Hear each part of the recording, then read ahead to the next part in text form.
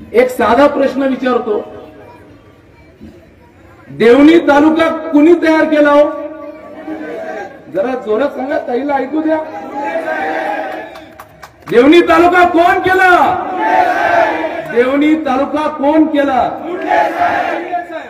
ताई, ह्या तालुक्याचं आपल्या कुटुंबावर, साहेबांवर फार मोठं प्रेम आहे.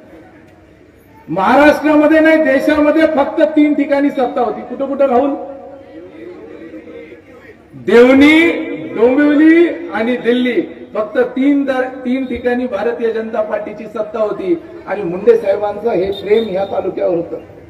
साहेबांनी हा तालुका निर्माण होत असताना बऱ्याच गोष्टी नियमात बसत नव्हत्या ताई. लोकसंख्या बसत नव्हती, बाकीच्या गोष्टी बसत नव्हत्या. तरी देखील सांगितलं की ह्या भागातल्या लोकांनी आपल्याला आशीर्वाद दिलाय, तर हा तालुका निर्माण व्हायला पाहिजे. ताई,